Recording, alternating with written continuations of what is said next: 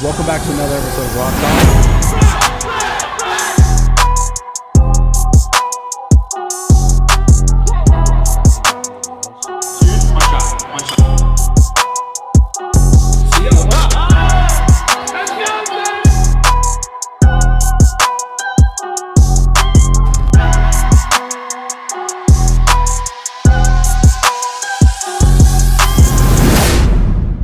Shout out Prize Picks. Honestly, my favorite way to watch sporting events is to have a little bit of skin in the game. Obviously, like, I don't say, and I wouldn't recommend you like bet every time there's a fight because you could lose a lot of money. But like sometimes I'll even put like fucking small amounts in and just it's like more of a rush. So right now today, if you guys use promo code Brad on Prize Picks, you guys will get basically like double. You'll match whatever you put in. So up to $100. So if you put in $100, they'll give you $100 on top of that bet. I mean, you can get up to a free $100 when you make your first bet. Use promo code Brad. Why would you not want to do it? My favorite thing to bet on, I'm not going to lie, it's the UFC. I have so much fun watching it. It's even more fun when you have like a bet. Specifically, normally, like I like to bet actually against my boys, like because I like to, if I win and they lose, I just feel cool, you know. I feel better. It's like a competition, you know. Well, like you feel better because you win and your friends lose. No, but like if we're betting, we're like, yo, I think he's a great fighter, he's gonna win. I think he's a great fighter, he's gonna win. Then I'm like, all right, I want my guy to win. And You're just I'm competitive. competitive. I'm just competitive. Obviously, I don't want my friend to lose money, but like, I want to beat him in that bet. Okay. So normally, I'll make like just bets, but this is a way for you guys to make a bet with like the world essentially, and it's super simple to use, super easy to use. I'm out of here. Back to the pod. Back to the fucking pod, baby. Back to the pod. How you been? It's going, bro. Yeah. Just fucking sunburn. Oh, big man. I love it. Long time no see, baby. Good to see you. Good to see you. Fucking. Hell good, yeah. brother. Good to have you. How long are you in LA for? Till tomorrow. This is my cameraman, Reese, right here. You guys met him last time. The tiny camera. Oh, bro, we gotta get you a new camera. I know. I bought a Scat Pack instead. I was like, fuck it. Like whoever, if you guys can remember, this is super OG. They went to shit. T-Nation. Do you remember that? Yeah, T-Nation. Old school shit. I was on that forum. T-Nation, all that kind of stuff. Bodybuilding.com. Yeah. Dude. I used to love the forum stuff. Forum stuff is amazing. Let's get back here. You play video games at all? I used to. Yeah. I used to be a big gamer. This is a nice setup here. Fuck yeah. Man, this is crazy. Welcome back to another episode of RAWTALK. We have I would say infamous on bit. TikTok. Yeah. D Tren, Yep. Dawson. Where did the name D Tren come from? We got to dissect that first. All right. So before there was D Tren, I was called D Tren. Okay. D Tren. When I was 16, I used to hang out with these guys.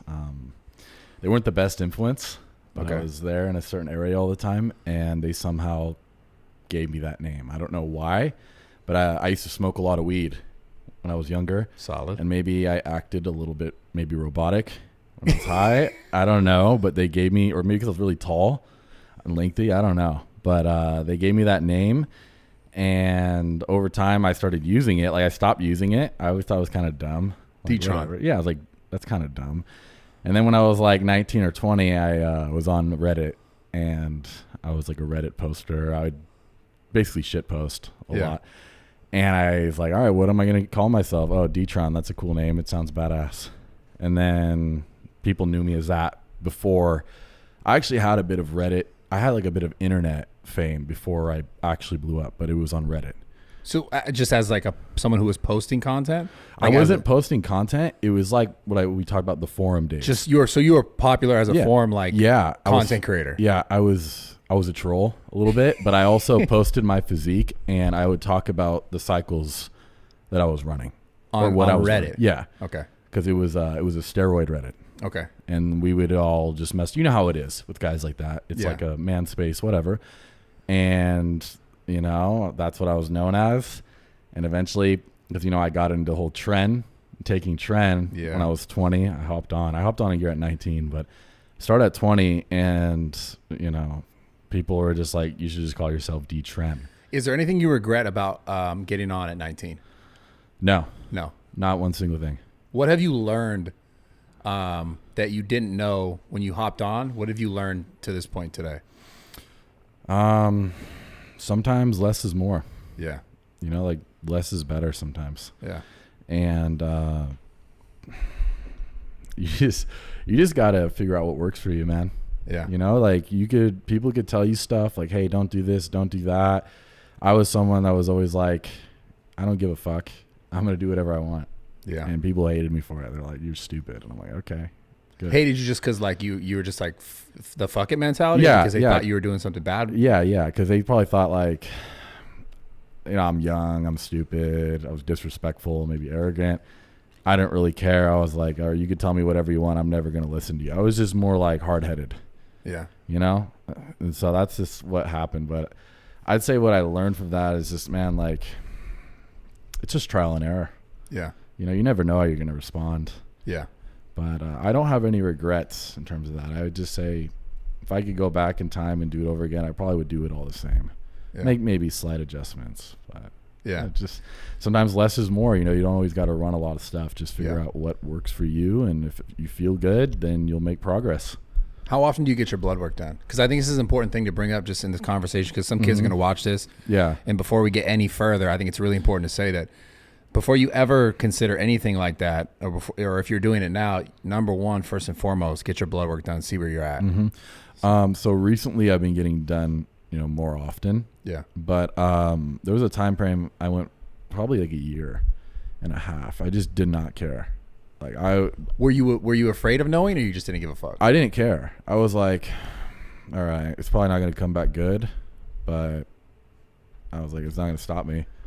So you had the mentality that even you knew that it would come back. If it came back bad, you wouldn't stop. Yeah, exactly. So I was like, why am I going to waste my money? And I didn't have a lot of money back then. So you want to be financially stable. I was not. Yeah. I just, whatever money I had, I put towards it and my goals, which was being in the gym and advancing my physique. Yeah. So that was like my main focus. But that stuff, I mean, you should always get blood work and you should always be financially stable. But now I do it a lot more often compared to what I used to. Yeah. When did you see yourself making content? When were you like, okay, I'm going to do this? Like, how did you know you wanted to start making content? I say I wanted to start. I wouldn't say I ever really started wanting to make content. Like, there's never a day, but I knew around when I was like 18, before I even touched anything, that I wanted to be like a fitness influencer. Originally a bodybuilder. Yeah. Like I wanted to be a hardcore bodybuilder. What inspired you? Who inspired you? Arnold. Fuck yeah. Arnold. That's number one, baby. Yeah. That's number one. Yeah. Arnold inspired me. I read his book, like his Total Recall book. I read it, everything. I tried to learn what he did in his younger years, and like I wanted to replicate that as much as possible. What about bodybuilding did you find so attractive? Like in your younger self, when you're younger and you're like, man, I want to be like this. What about that made you want to do it? I think the whole idea of like masculinity, being a stronger, bigger man, that's all, most men find that attractive some way, shape and form. Like they want to replicate that, but also like, cause I would watch Pumping Iron and they had like a brotherhood going on. Like there was respect, like people respected them, and I said growing up, I lacked that. Like I lacked that, masculinity. Like I lacked that respect for myself, but from other people. So like the camaraderie in it. Yeah, I liked that. I wanted that. I wanted to replicate that. Like, and my best friend at the time, me and him went to the gym for like 5-6 days a week, 3 to 4 hours for like 7 months straight. Yeah, like every day. And that's what I fell in love with bodybuilding. I started watching Pumping Iron, and even though I was natural, I was like, dude, this is what I want to do. You know what's funny? Dude, when you said that, it was so interesting to me because obviously I've been doing the workout shit, bodybuilding stuff, working out for so many years, and I think you've seen me on the internet, but right when you said why you really wanted to do it was because of the camaraderie of it. Mm-hmm. I'm looking back now at myself when I was 17, when I really started getting into training. I was like, okay, I need a squat, I need to bench, I need to deadlift, and I had a training partner. His name was Chad. It was just at a basic like 24-hour fitness. Funny training partner named Chad, but shout out, Chad Nahigan was his name. And anyways, he was older. He was like 34. And I realized that was the reason why I loved training so much at that time, was because I lacked the same thing, which was wanting like to feel like I had a place where, I was accepted, or there was a group or people were like, yo, this is like, we're doing this together, because I lacked that father figure in my life, just of like, since I was a kid, right? So 6 years old, I didn't have that figure. So when I found that in the gym, and when I found that in sports, or in like, parents of friends, I always realized like I would gravitate towards that. So it was interesting you said it, because I never really looked at it in that lens, but that's definitely the thing that got me started in loving the space, like being in the gym and seeing those successes. Cause like, I remember the first time I hit like, I don't know, do 225 and then having everyone be like excited about it. I think it's the best part of the gym. Yeah. Like genuinely speaking, man. Without a doubt. And we would, my training partner's name's Alex. He's Yeah. probably going to be watching this, but you know, he lives where I live in Oakdale. We grew up, knew each other since like first grade. So we grew up pretty much our whole lives together. And at the time he was bigger than me. And I was always kind of like the more bigger one, more competitive, and he was bigger than me. I was like, I can't let this happen. Like, are you kidding me? Like, I'm 160 pounds. Like, I need to put on some mass here. Yeah. And so we'd train, and every other week we'd be hitting PRs, deadlift, squat, bench press. Like, we did like a leg day was deadlift and squats. Like, we do it at the same time, just very old school. Yeah. In a little private gym, like 3 people in there at the most, just barbells, dumbbells. That's it. It's old school style training, and we do it every day. I have a question. You said earlier though you lacked like the camaraderie or like that in your life in general. Yeah. Why did you lack that? How did you lack that? I don't know. I would say it's kind of hard to say. I've just always been like that. I grew up around all girls. I have 3 sisters. Okay. And my dad, when I was really younger, he went to jail for a while. Yeah. Until I was about 5 or 6. And a lot of times I was just, you know, my dad's a great dad, don't get me wrong. Right. But I just, growing up, I didn't feel, you know, like I had that either. You know, Yeah. I didn't really have that idea of what it means to be a man, you know, and I always wanted that. And when I seen, you know, like how they were in Pumping Iron, like how confident Arnold was and how people respected him, and he'd shake their hand and they just, you know, it was like all respect there, mutual respect. I wanted that in my life. Yeah. You know, I was tired of, because I grew up, I didn't really have a lot of friends growing up. It was hard for me to make friends, you know? Yeah. And I was a hyper kid growing up. But then like once I started going through puberty, it was like I got really anxious, like really like awkward. I couldn't like look people in the eyes. I don't know why, but that's just what happened. I was really shy. Like I would not talk. And my sister, older sister, she's 37. She's a big girl. She's like 6 feet, you know? She'd always be like, why don't you talk? Why don't you ever give me a correct answer? Why are you always saying maybe? Like, why aren't you ever sure of yourself? And I seen how like extroverted and, you know, how much courage she had as a woman. And like, I wanted that. Like, I would be like, man, I wish I was like More her. straightforward like that. I wish I was like her. Yeah. Everyone loves her. She has all these friends, and I looked up to her, and I was just a shy little kid. Yeah. And I felt like that for such a long time. But when I seen that, I was like, man, like, you know, if I could develop this strength in the gym and actually have a drive and passion, then I could develop that confidence that I lacked Yeah.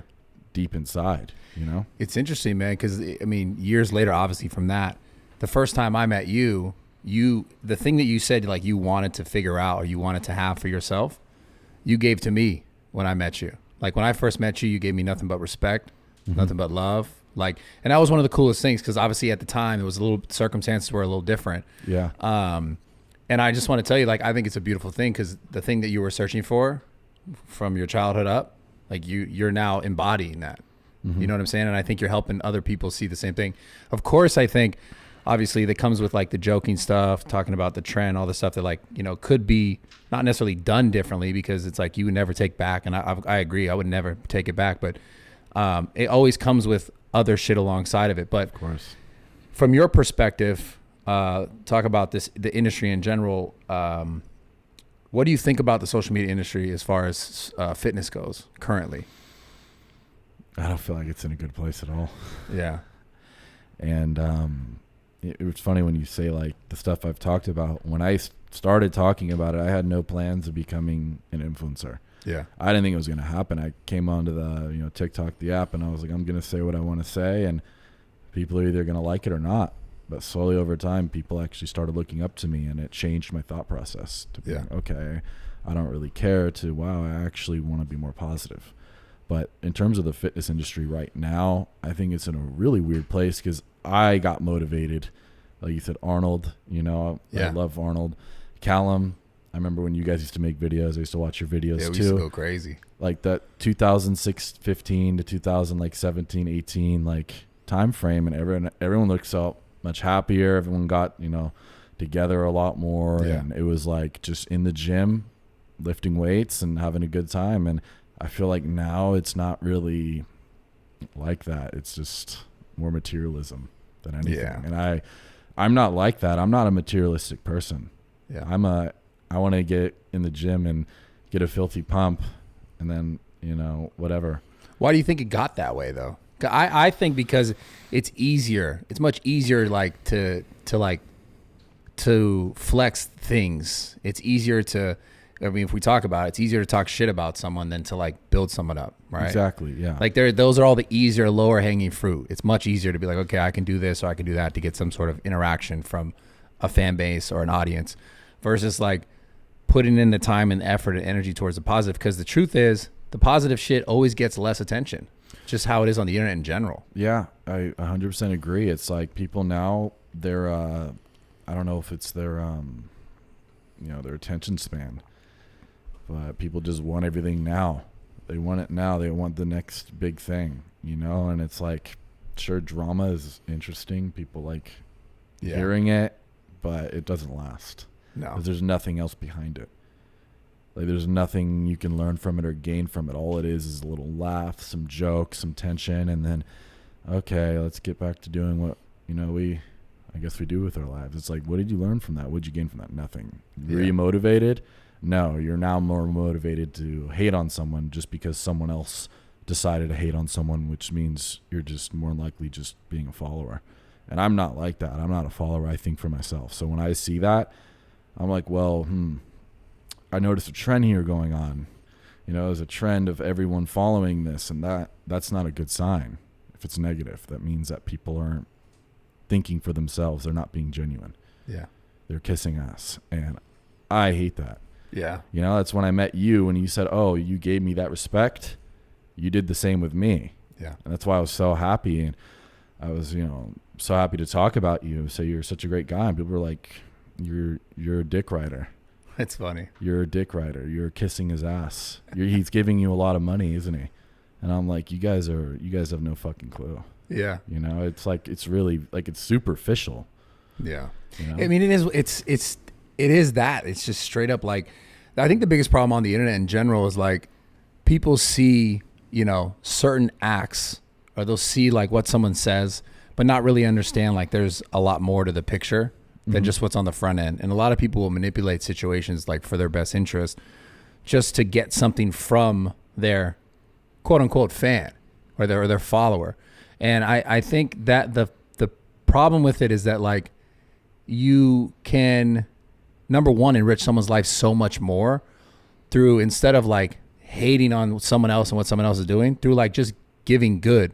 We talk about good content, like motivation, like giving someone like an actual good workout routine, or talking about something in your life, in your childhood, your upbringing that like shaped you to the person you are today, like we're doing right now. Yeah. And like it's a much higher hanging fruit because not everyone's ready to have that conversation.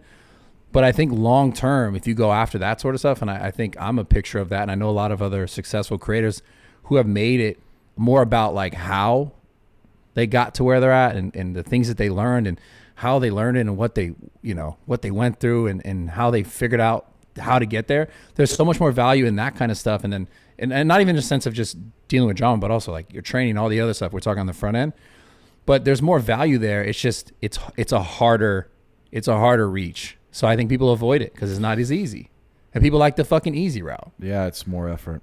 Yeah. You actually gotta motivate yourself first. And maybe not a lot of these people are motivated themselves. So they're like, well, what can I do to get a little boost for my numbers, you know? What do you think makes you different though? Because I noticed that about you right away. Like what you're saying about like, you know, not being a follower and not focusing on just trying to make money. Because I could tell, and after speaking to you, and I've had I had like a fucking we must have had like an hour-long conversation once. I think it was sitting in fucking Steve's Tesla in Miami, and you care a lot more about, it seems, your audience. You care more about what you're doing and what you're kind of leaving behind. Where do you think that comes from? I think I'm just very grateful because I never had that growing up. You know, I never had a group. I never had a lot of friends. Yeah. So that's probably why I was more of an outcast. You know, so I was an outcast. I did a lot of watching people. I didn't do a lot of talking. People didn't really follow me. They didn't do what I did. You know, they followed other people and whatever. So I it led me to, all right, I got to think for myself now, because I'm not really cool with anyone like that. Yeah. So I had to like, all right, I got to mature a bit quicker than most people. You know, you have to, you get forced to. Yeah. You don't have a choice. If not, you're done. You know what I mean? So Yeah. I did that. And I don't know. I'm really appreciative. I've hit rock bottom many times. You know, there was many times I didn't know what I was going to do in my life. Like, I had no goals and ambitions. Like, Yeah. I was just roaming and just doing bad things that, you know, kids do that doesn't get them anywhere. So I've been down both, you know, paths, you know. And once I started seeing that, like, at first I was very angry when I came onto social media. I was angry, I was arrogant, and I had this idea, all right, I'm better than you. Because I had that growing up my entire life, because, you know, being an outcast, being rejected, what are you going to do if you're rejected so many times? Yeah. You're going to start finding defense mechanisms like, okay, I don't give a fuck, I'm better than these people anyway. Yeah. Screw them. The hell with it all. And I had that like mind frame for so long, and I think a lot of people related to it. Like, wow, man, this fucking D Tren guy, he doesn't care about anything. Like, he doesn't care what people say. Like, I admire that. I wish I was like that. Yeah. You know? And the fact that once people started showing me support, which I've never really had in my life, it was always the opposite. People always wanted to tear me down for some reason, you know? And I always had a lot of potential as a kid for many great things, but I always got torn down and I let it get to me. And once I seen that, it's like, I felt so grateful for it. Like, man, this is what I always wanted. Yeah. I always wanted to be accepted. Yeah. What do you want to do with it now that you're accepted? More people are into your shit. I just want to keep expanding it. Yeah. You know, like I talk to my fans, my followers every single day. Yeah. I let them know pretty much everything important that goes on in my life, or just daily things that aren't that important. I talk to them like, you know, just friends.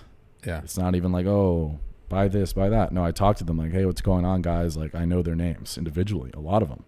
And they know me. I've sat down and talked to them for an hour and a half for no reason, and, you know, just to do it. And so I love interacting with people. I love interacting with people that, you know, appreciate me. Yeah. So it's like I try to give back in return as much as I can, you know, because without them, I wouldn't have this life that I have right now. Yeah. I'd be doing the same shit I was doing 2 years ago. Would you, so as a creator, I mean, this is like new era shit too, like especially in the fitness industry. Would you encourage other kids to do the same things that you're doing, or in the way that you've done them? Like, how would you tell someone who's listening right now how to create their like lane on social media? I wouldn't say do what I did, because what I did wasn't rooted in positivity at first, like Yeah. good intentions. But I would say, you know, do as I say, not as I do. So be original, you know, make your own content. You can have idols and inspirations, but, you know, do your own thing, Yeah. you know, and think for yourself. But it's so easy nowadays to just copy everyone else's It is. shit. It's like, think for yourself and don't be a follower. That's like the last thing you want to be. And once you're not a follower and people see that, and you have this ability to, you know, think for yourself and outside the box. So not just be, you know, closed-minded. A lot of people are, and that really like messes things up for them in the long run, because they're closed-minded. They can't think outside themselves. Yeah. If you can do that and think for yourself, you could achieve anything you want in life. You said something that was interesting, thinking outside yourself. Yeah. How did you learn that though? Like, how did you learn how to do that? And what does that mean to you? Like, how do you practice that? Thinking outside of yourself. I think how I learned that over time is because I was the total opposite for such a long time. Yeah. I was someone that could not think outside themselves at all. You know what I mean? Like, I was so trapped in my own world, my own experiences, that I couldn't really communicate with others that well. And so after you make enough mistakes in life, you either learn from them or don't. So I made a lot of mistakes, and I eventually paid attention to how my actions affected other people. So Yeah. I stopped looking so much into myself and started looking into others. Okay. Like relating with them and actually, you know, getting to know them, or seeing, you know, what makes people happy. So I think just the fact that I was so far on this end for so long. Eventually I snapped out of it when I hit rock bottom. Like I was just sitting in my room one day and I was like, When was this? What age was this rock bottom? It's like I was 17. Okay. I was going through a lot and I was just sitting there and I had no one to talk to. Absolutely no one. And I was like, man, like. Were you in the gym at this time though? Like were you training? A little bit, not really. Okay. Not consistently. Yeah. This was around the time I started though. Okay. And I just wanted to change with myself. You know, I wanted to change everything about myself, so I started learning. You know, I had to learn how to talk to people before actually being good at talking with people. Of course. So I'd look up like, okay, what are good ways to, you know, talk to people? I had to actually research it. And when people said, oh, it's good, you know, to actually look people in the eyes when you're talking to them. Really? Yeah, and not look off to the side or have your head down or have your hands in your pockets because, you know, people they're not going to be as comfortable or want to approach you. Yeah. You'd be less approachable. And I think that was my issue is I was always so in myself that I was not very approachable. So I learned, okay, if I could look someone in the eye and actually listen to them. Yeah. Because, you know, I'm someone that wants to be listened to. Then, you know, you could just tell, you know, what makes people happy. And then, It's interesting how it's always the thing. It's the golden rule: treat others how you want to be treated. exactly, yeah. But it's just like people got it so fucked up nowadays. It's like they'd rather just shit on someone before they like actually got to know them. It's a fucking interesting. Yeah, and it's like I always have this idea because I've made many mistakes. You know, I'm not a perfect person, and I've been around people that have made mistakes. And I was always growing up someone that I would talk to anyone, Yeah. regardless if they were a bad person, a good person, a popular kid, a loser, whatever people thought of them. I always gave depending on how you treated me, I'd give you the time of day. So if you gave me that respect, I would give it back to you. You know, I would match your energy. Yeah. And I look for that. And people that would, you know, talk to me like how I want to be talked to, I do the same exact thing. Yeah. You know, that's just how I've always been. And I don't think most people are like that. But Yeah. it is what it is. I think that's a great thing. And once you actually sit down, and I always hated small talk because I was never good at it. I was like, man, I'm terrible at I it. suck at this. Yeah. But once I could actually sit down, have a genuine conversation with someone and actually feel something, you know, relatable or real, I felt so good. I was like, man, like I feel so motivated. Like I feel finally connected with someone and related with someone. Like that's a great feeling. I want to do that more. Yeah. So, but I would say the best thing that's helped with that is just listening. And I've always been I wasn't always the best listener, but after a while I got really good at it because I was really shy. You know, I didn't talk a lot, so I would just listen.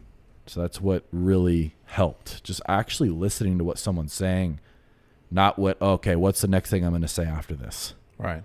Which a lot of people do. Well, those are the best types of conversations that you could even have with someone. And as far as communicating, being an efficient communicator, it is genuinely about listening. Because if I sat here and I was just trying to think of like, now granted, we are doing the podcast, so I will think, okay, am I going to speak or I'm going to ask them a question, something later on and like steer a conversation? Yeah. I have that in the back of my mind, but if I'm not listening to you, right, then it's gonna be like, oh, this isn't working. And at the same time, for people listening too, that's the most effective way to learn, not just about another person, but about yourself, right? Genuinely listen to someone, because it'll instead of having to answer next, be like, oh, they said this is what I think. Oh, they said this is what I think, right? You allow someone to speak fluently and trying to really understand where they're coming from. You'd be surprised really how much you actually start to learn about yourself. Yeah, I agree 100%. In your life, who are some of the greatest teachers that you've had? Obviously, you had motivations, you had inspirations, you had Arnold. Who are some of the greatest teachers that you've had in your life? I didn't really have a whole lot, but I would say my uncle that I mentioned to you last time we talked. Yeah. Because he'd critique me, and he was more of a father figure too to me when I was very young. He was someone that made a lot of mistakes and didn't live the best life, but could give people really great advice on what not to do or what they should do. Sounds like me. So he made every wrong mistake you can make in life, and sometimes he knew it, and he didn't care. He let his emotions get the best of him, but he could tell you the right thing to do based on morality. Yeah.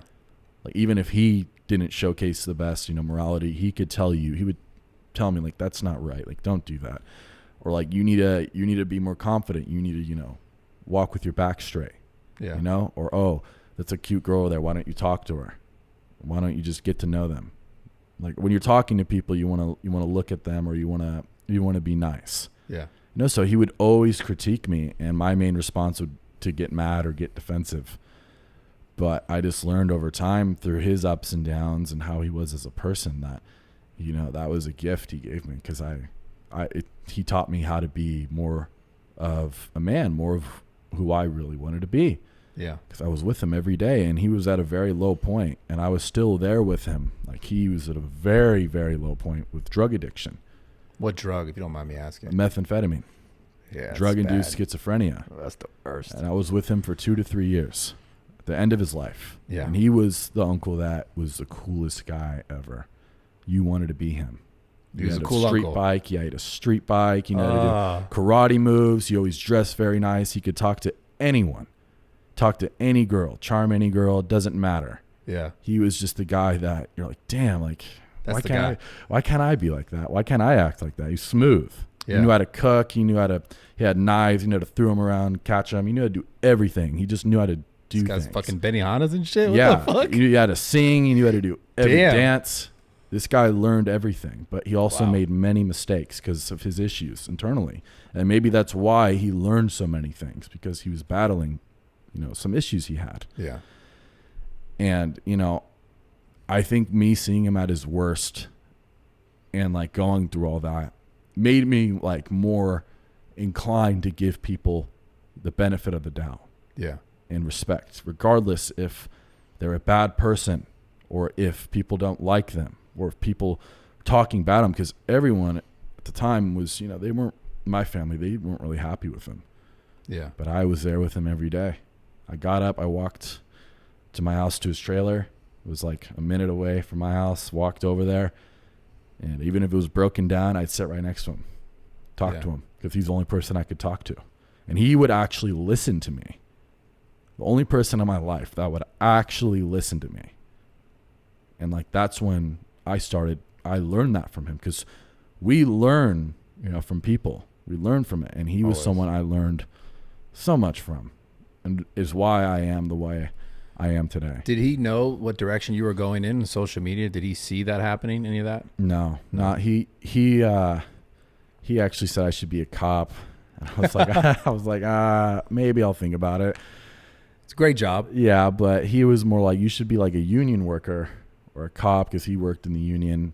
Did he know that you were doing social media? Like I wasn't at the time. at the time, okay. I was just a bodybuilder, but he was the first person to ever buy me a tub of protein when I was like 13. Yeah, that's a real one. Before I even lifted weights, I was 140 pounds. I'm like, Damn. what am I going to do with this? I tried it once. Like, this is fucking terrible. I'm never drinking this again. I think, dude, I'm trying to remember the first time I ever had protein. I was like 15 years old, and it was a shitty strawberry GNC brand protein. It was so bad. It barely blended because they didn't have anything instantized or like all the stuff that they have in protein now to make it like blend well. Bro, it was so ass. I remember drinking it and being like, this is fucking garbage. But again, it's the same time I'm still just like doing fucking push-ups and like benching fucking the barbell. Yeah, and he gave me that protein, and I was like, whatever. But I think the bottom of the line is I believe every like young man should have a man in their life that they could like look up to. I agree. In terms of like, you know, masculinity, like being a man. What does it mean to be a man? Yeah. It's and I'm glad you said this, because today's society, it's almost like it's a very weird time. It's like, it's not accepted to like teach that or show that. It's like, you got to be in between or dance all these lines. And it's weird. I don't know what's going on. Yeah, I think because it's just kind of like something that's being lost over time, you know? Yeah. And he taught me that, you know, because that's what I always needed. I needed someone to tell me when I was wrong or the right thing to do. Not always what I wanted to do, but the right thing to do. Yeah, moral compass. Yeah, and, you know, he had it all. Even if he made many mistakes, he knew what it meant to, you know, to be a good man. Yeah. When he wanted to be. Yeah. And I learned from that, and I looked up to him my whole life. Even when I was a little kid, he'd give me like, you know, use those punching dolls with the 6-pack. Oh, Like the big ones. Yeah. When I was like 6 years old, and I'd be punching that He's like, hell fuck out this of that thing thing up. Yeah, I'd be punching the hell out of that thing. And now kids, they just have little tablets. Yeah. And I was out there riding a bike. I'd see him on his street bike popping wheelies. I'm like, damn, I want to do that when I'm his age. Like, It's a different time. People grow up way different. I grew up like riding bikes, BMX, fucking making little dirt jumps and like fucking quarries and shit. And like, it's different now. Everyone just got the internet and they just talk shit about other people. Yeah. And it's like, I wanted to emulate him.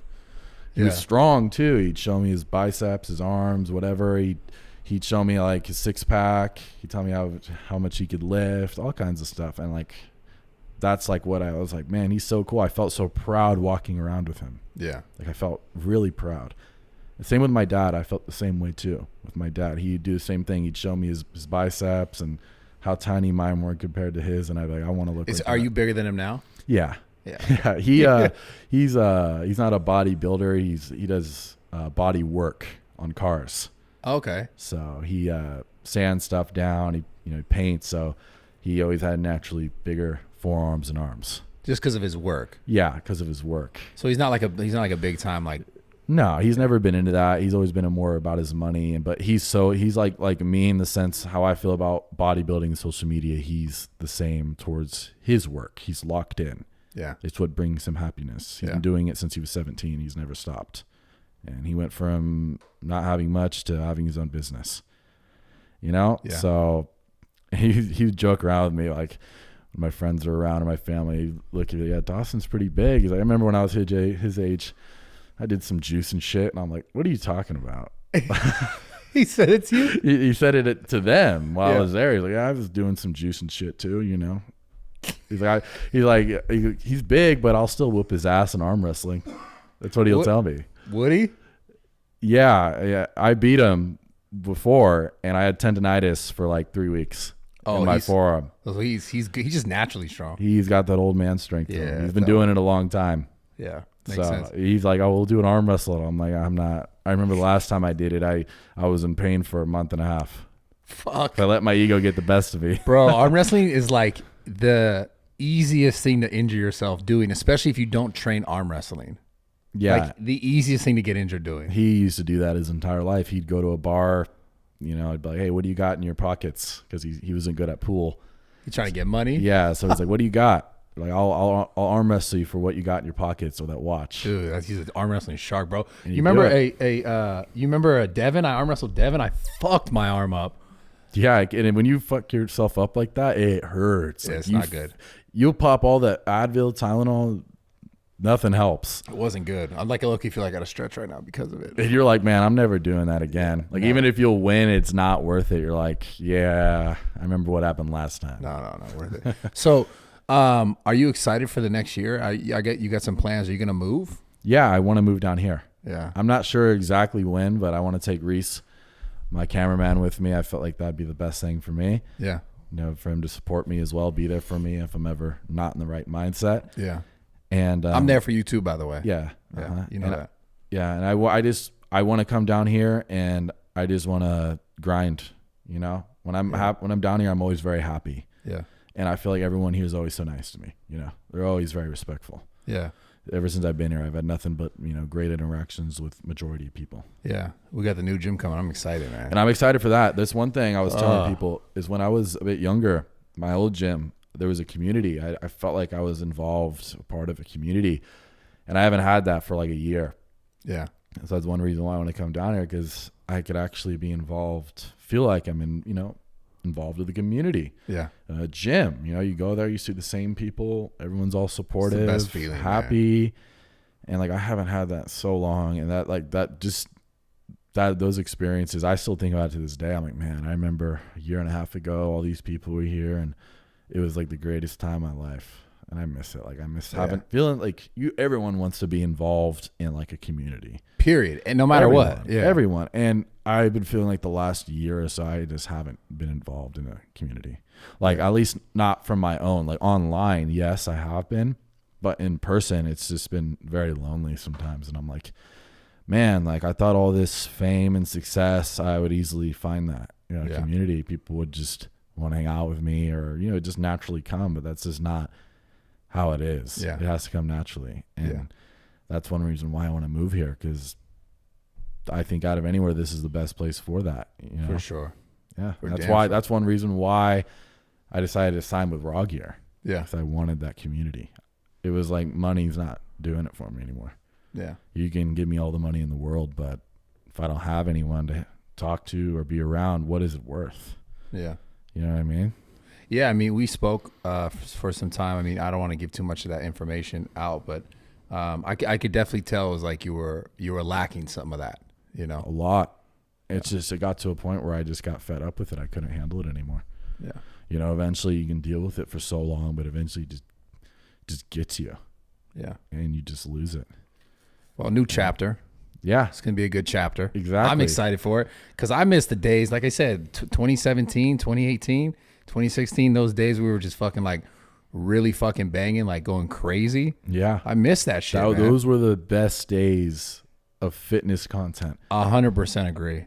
It's never been like that since. It was strictly gym and fitness. Yeah. Like, just It's the what golden era, matters. dude. It was beautiful. The golden era of fitness content. Like, that's what made me fall in love with bodybuilding and modern bodybuilding. Like, Yeah. I seen that and I was like, wow, like, look at these guys. They're having a great time. They essentially get paid to work out Yeah. and motivate people. It's the coolest shit in the world. I can't even lie. No, Like, I'm it really grateful for that. is. I'm doing it too. Yeah.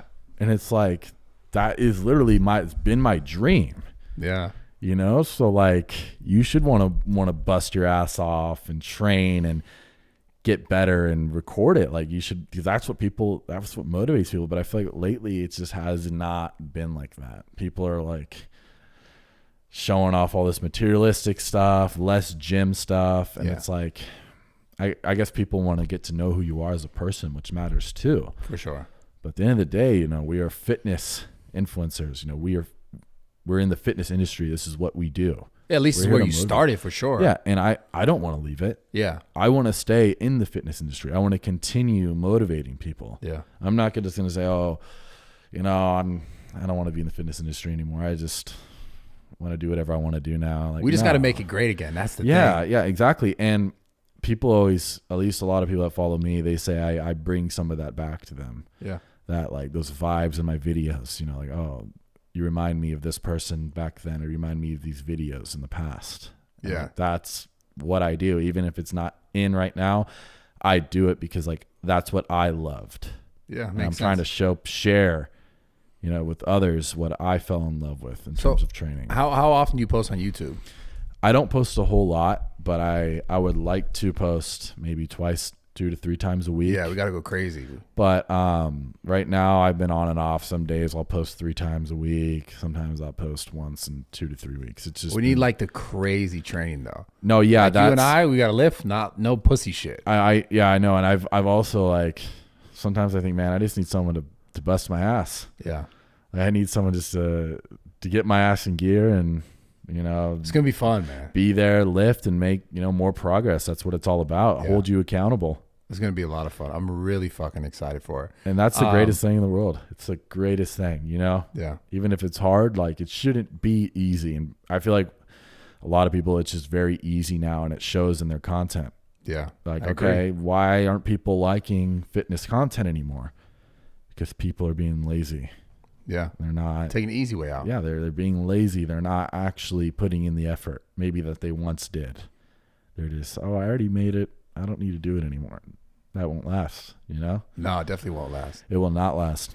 Especially the newer generations, because it's crazy because it's like every day there's a new person that's getting engaged and like, okay, now I want to change my body. I want to change my life. Yes. Like literally every day. And eventually, Yes. if you're not connecting to that person in that sense, because you're just whatever you're showing you have or whatever, that's people are going to be, they're not going to look at you as an official, like a staple in that community. Yeah. Straight up. And this is just what I've noticed over the majority of the industry. You know what it is. You know what time it is. Shout out to one of our sponsors, Roman Swipes. Now, listen, this is a clinically proven way to fucking last longer. All right. If you have a problem lasting longer, listen, we've all been there. We've all had the troubles. It's normal. It's okay. Roman Swipes is dope. They send like their shit, discreet packaging. You don't got to worry about it. They're going to be like, yo, my shit. You don't got to like watch like a hawk the door when the stuff's coming in. So you're like, no, this isn't mine. That's someone else's. I promise. It's yours. It's okay. Don't worry about it. It's super common. But this is an easy way to last longer. You swipe it on your dick and you got to wait like 5 minutes and then you're good to go. Bingo. Okay. Roman Swipes. Get it right now. Now, all right, so go to getroman.com/Bradley and get $10 off your first order of swipes plus 2-day shipping. Free 2-day shipping. So it's like you get the swipes and free 2-day shipping. Yeah, do it. Go to getroman.com/Bradley. Show some love for your dick. Show love to your dick. Yes. Like, not just one person, but I've noticed this is a trend. Like, it's like very materialistic. And I mean, it's fine every once in a while, you know, no big deal. But it's just what I've noticed, and I'm not a huge fan of it. Like, that's not how I am. Yeah. You know? I'm willing to bet that after this conversation, they start switching up a little bit. I think people are, I don't think people are already doing that. Yeah. Because they're like, oh shit, man, like this isn't working out. Like, I actually have to work hard for this to continue to have this in anything else. You know, if that's how it is with everything. Yeah. You stop working hard, you're gonna lose. For what sure. You get too complacent. Well, it's not gonna last. And I think a lot of people I think what we're doing right now, people aren't talking about it, but I think it is creating a change. For sure. Whether people want to, you know, admit that or not because of their egos or whatever, they just don't want to say it, but it is. I've noticed it. Yeah. Recently, these past few weeks. And I love it. I'm very attuned to that stuff. And my fans will tell me too. Yeah. They'll tell it to me. I don't even have to really even peep it that much. They'll just let me know. But I could tell. I could just tell by what people post about and how they're feeling, you know? Yeah. And I love it. I love seeing that, though. Even if, you know, person doesn't like me or if I don't feel the best about them, if they're trying to get their ass back in shape and get back to it, I'm like, there we go. Like, that's what people want to see right there. Yeah. That's more important than anything, man. Yeah. It's like, it should feel like, in this industry specifically, it should feel like about you're getting motivation from someone else. Whether it be like influencer to influencer or influencer to audience, it's like, are we just trying to be like, hey, look at all this cool shit I have? I mean, in general, even just like, not, look at all these nice toys I have right here. Like, this is like that one kid that I have this toy, I have this one. What do you have? Oh, I have this toy, this toy. It's like, okay, but how'd you get to that? I mean, this industry aside, like, it doesn't even really matter. That's the thing that's really, because it's not regarding fitness. Well, even not even in this industry, not even in fitness, it's just in life. Like, I understand liking nice things or having nice things, but at some point, like, if all I did was like, hey, look at all my nice stuff, I feel like at some point the person watching is be like, yo, I'm okay. And I've noticed what that else? You've never really done that. You don't really flaunt a whole lot. Bro, I had the same car for the last like 7-6 years. You're in the gym, like, making more content. Like, I've noticed that. Yeah. Like, that's all you do. You're in the gym. You're trying to figure out something else you can do. Yep. Or test yourself. Like, you're 34, right? Just turned 33. 33. Pretty much, though. Yeah, and you're going in there like, man, how much more weight can I lift? Yeah. How can I challenge myself more? Yeah. And so that's what people need to keep doing. Like, that's what matters. Yeah. You know, how far can you push yourself to continue to get better? You know what I mean? Yeah. And just in general in life, man, like, at some point, social media, it just kind of doesn't mean anything. Like, if all I posted about through my success and what I've gone through was like, now look at all the stuff I have, look at the car I have, look at the thing I have. Yeah, it's cool, but at some point it becomes hollow. Like, it doesn't really mean anything. And I think there's a certain audience for that. Like, you know, if you're really into cars, you like cars, you're into that, right? But for the most part, at least the way I've encouraged people to watch myself over time, it was never about the things that I had. So if at some point I'm all of a sudden just like, hey, look at all the stuff I have, those people are going to be like, I don't give a fuck about any of this. Like, and genuinely speaking, at some point, no one really gives a fuck about that kind of stuff. Because the truth is, none of that really matters. None of that really lasts. None of that it's just not sustainable for motivation for someone watching. And it's also not sustainable in life for your own happiness. And I think people have it twisted. it's more about what we're talking about earlier, which is really interesting. What sort of camaraderie can you create with your audience, with the people who are watching, and just with people in general? Like seeing you in real life, me knowing you, right? Fuck the internet. If I could meet you and get to know you, and this is the person listening too, you're in your gym, your little microcosm, whatever you're doing, and you're trying to get better, the people in your circle are going to help encourage that. And if they're not, kick them the fuck out. If there's someone who's in there who's just like, yo, I'm just, look at all the shit I have. What do you have? This shit I have. What do you have? That person, just kick them out of your fucking life. Because it's just like, you're not going to get much from that other than maybe some sort of like ego feeling like, damn, I wish I had that, or some sort of feeling of envy. Ultimately, it's like the things that are going to make you better on the internet and in person are going to be the genuine moments, like the genuine things, the learning factors, like you actually pushing me, like simple as being like, yo, bro, I'm going to see you at the gym today. What are we training? Like that kind of shit, right? Yeah. Obviously on a big scale, if we're talking about, you know, on social media and like a big outward reflection of it, encouraging people through actions, meaning like you see me, if you've seen me over the last however many years you've been following me, I guarantee you probably see me in the fucking gym probably every fucking day. If you saw some story content or whatever, right? Always. But that's me. That's my life, and that's never going to change. I think a lot of people, they do things because they think they're going to get something from it, get some sort of reaction, whether it be like I could hate on someone or I could like show what I have. But it's not like they're not moving genuinely and raw enough themselves. It's not a vulnerable thing. It's just like, I'm doing this to get an effect. I'm doing this to get a result. Not like I actually give a fuck about it. So the people who truly become successful and continue to excel in this industry or in life in general are always going to be the people who really give a fuck about the thing, and they genuinely care about it, and their actions prove that. Exactly. I 100% agree. Yeah. Because if you don't care, it's going to show, and people they're going to notice that. People feel it, man. They do feel it. And if you're not showing what you love to do and you're lacking that, then what do you have to influence? Like as being influencers, we're supposed to be able to motivate people, make them feel a certain way, help them.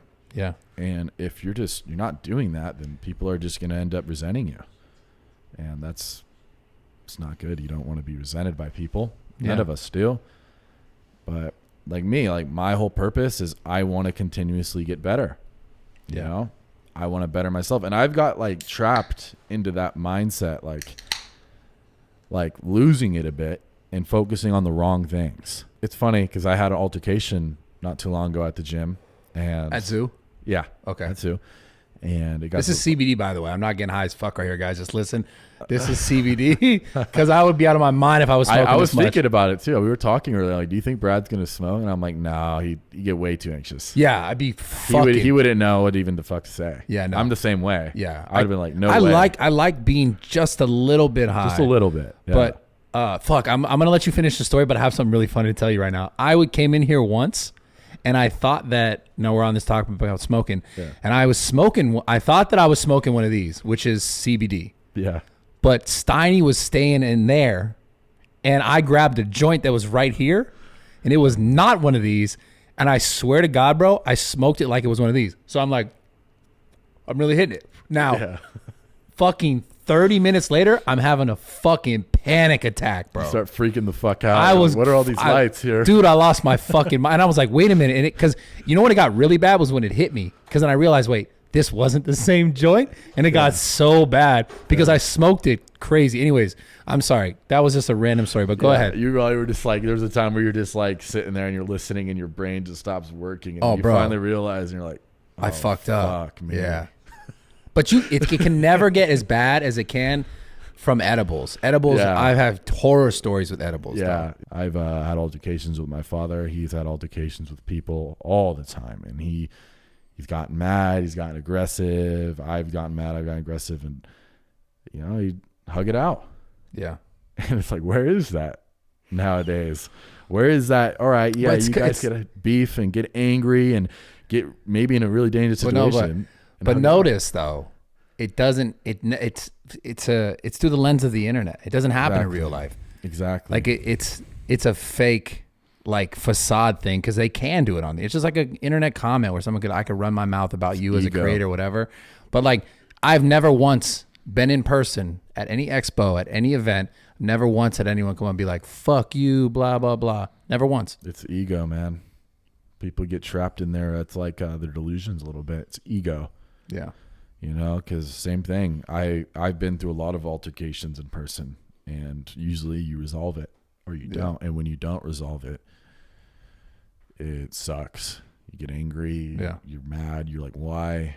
Especially if you have reached out and tried resolving it, and you were like, okay, I'm going to be the bigger person, and they still like stab you in the back. That hurts. And I've had that happen before. And sometimes it's best to just avoid the issue altogether. But Yeah. the fact is, I'm like, it's like, all right, at least you tried, you know, at least you tried. But I've had both ways, and I see this shit on the internet, and I'm just like, man, like you guys never, it looks like you guys have never had a real issue. Yeah. I mean, and if you guys do, you guys just either going to resolve it or not. And more likely or not, it would be resolved. Yeah. So they just don't want to. They just want to keep riling things up, you know, and that's not the right way to go about it. So what do you think would be, at least at this point in your life and your career, one of the most important things that you'd like to teach or to show or to give to the people who fuck with you genuinely? Like, what would you want to say to those people? What would you want to teach them? What would you want them to know about you? I would say I want them to be the best versions of themselves. You know, I want them to be who they really want to be. So whatever that is, it doesn't have to be a bodybuilder or whatever. Yeah. I want you to do what you truly want to do in life. You know, that's what I'd want for them, because that's, you know, that's what I wanted to do myself. And you're doing it. And I am doing it, and I'm showing them that it's a real possibility. If you set your mind to it, you can accomplish it. And I'm a perfect example of that. I had nothing. I had no, when I first blew up on social media, I had like negative $15 in my bank account, and I had a car payment due in a week and a half, $350 car payment. I was broke. I spent all my money being stupid. Yeah. And I had nothing. No cameras, no people connections, nothing. But I believed in myself, and I never gave up. And I kept going. So if I could teach anyone or show anyone anything, is that, you know, you can truly accomplish anything you set your mind to. You just have to keep going. Where did you learn that from, though? Like, how, like what actually, like what or who instilled that in you? Because for you to understand that is amazing. It's the truth. It sounds cheesy, but Arnold is really, yeah, because he said shout out fucking Arnold. And people, it's funny, people have a weird view of Arnold now. Not a lot of people like him, or people do love him, but a lot of people are like, oh, because his political statements. Right. And I'm like, you know what? Arnold could come to my face and say whatever he wanted about my political, what I think politically, or anything. He could just be like, I don't approve of you. I would still feel very grateful, and he would still be my idol because of what he's taught me. You know what I mean? Yeah. Like, that is the least I can do, you know, is feel motivated and learn so much for free. Like, he just gave it out there, and he made me believe in myself. So if Arnold said something I didn't like, it wouldn't bother me. I'd be like, wow, like, this guy's amazing. Well, it's like you tend to, I guess I noticed just about you, just after you said that, you're not much into the group think. People get into this group think mentality when it's like, okay, I'm going to not like that guy because he said something, or I disagree with what he said, and now we're all just going to be on this side and be like, fuck that guy. Yeah. You recognize that despite any of those things or whatever, political, I think it's all bullshit. Political shit is dumb as fuck to me anyways. Well. I agree. But for you to go, but there were those moments that you've already gotten from him that have helped you in your life, that have motivated you, that have pushed you, that you're not forsaking that in the sense, in the greater group think of like, okay, fuck this guy now. Yeah, no, right? There was a lot of people that did that. They were like, Arnold, like, they tore his posters down, and they said, I can't respect you anymore. I can never do anything. I don't like you as a person. Like, you said something I didn't like, it hurt my feelings. I don't like you anymore. I don't respect you, and you're a piece of shit. It's like, wow, like, I guess I learned that because Arnold said he would do things that people wouldn't like himself, that people didn't agree with, because he believed in it. You know, he went against the grain his entire life. and he got a lot of, negative reactions from it, but look where it got him. Yeah. By doing what he truly wanted to do and what he truly wanted to believe in.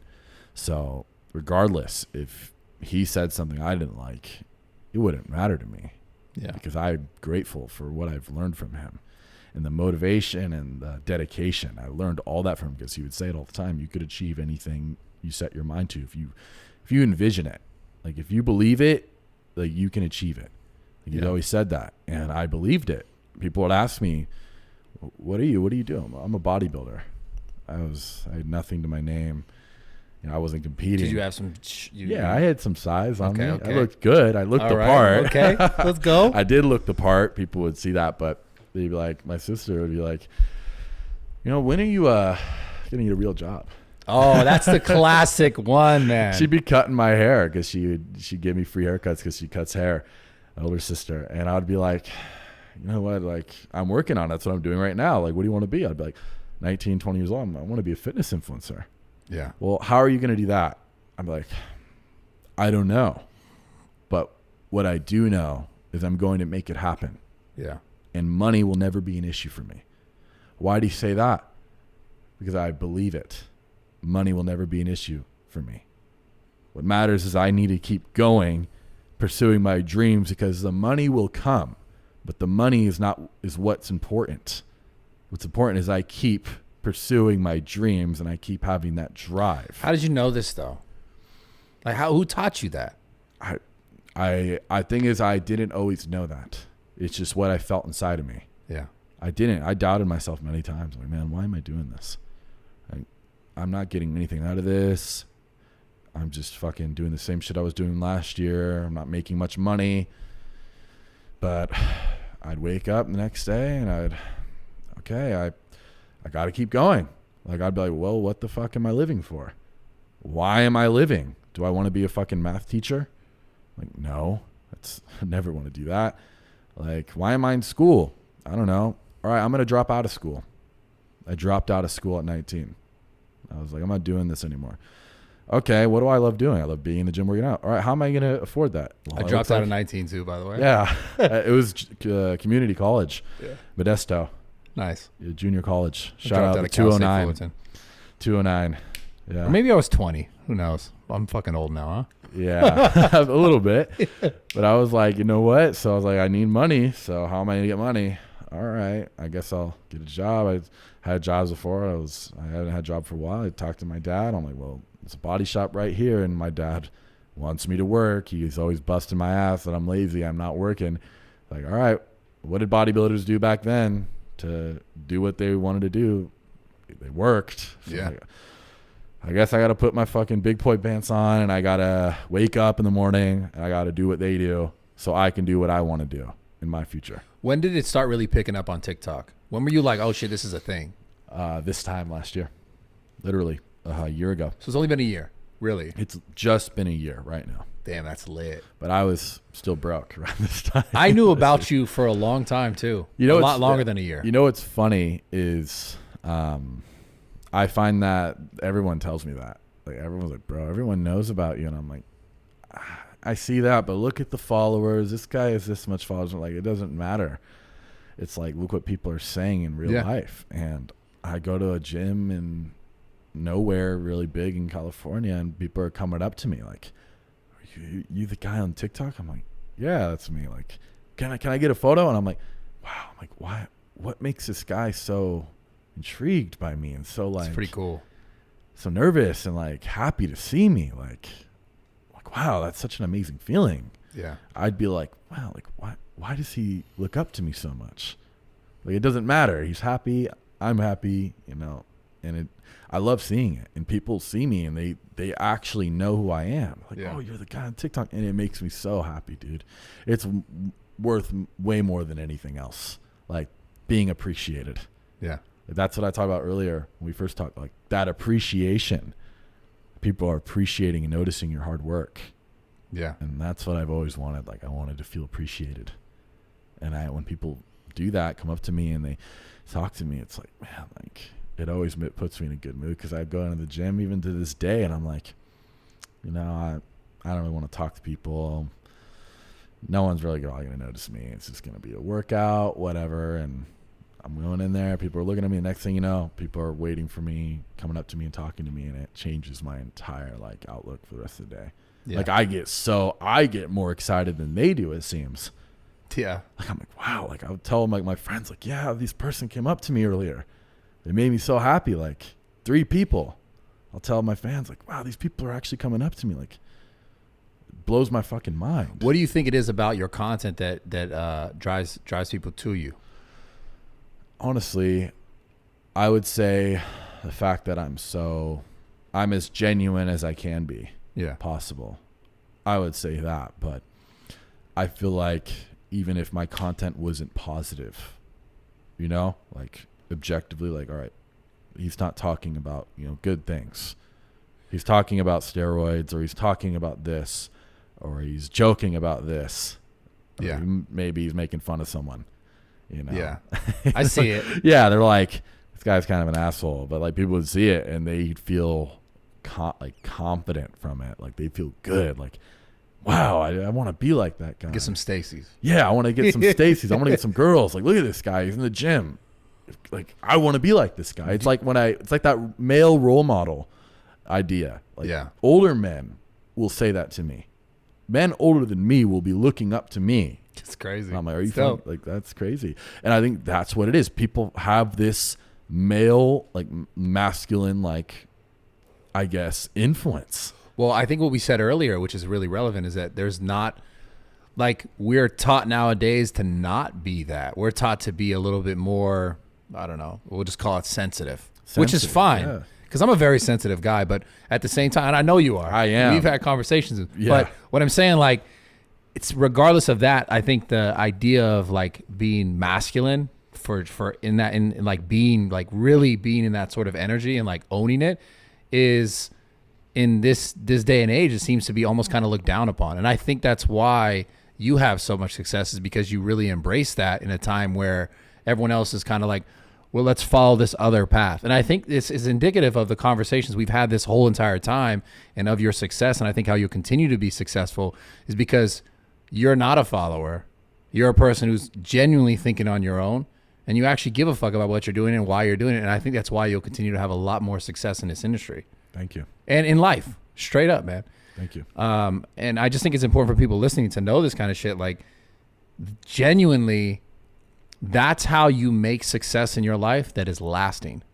There's a lot of other ways to make success that, whether it's, you know, intermittent here or there, but the thing that people got to realize is, if it's not genuine, if the things that you do, the actions that you take are not genuinely like the direction you want to go in, whether you're making $1 million or $1,000, who gives a fuck? Fuck the dollar.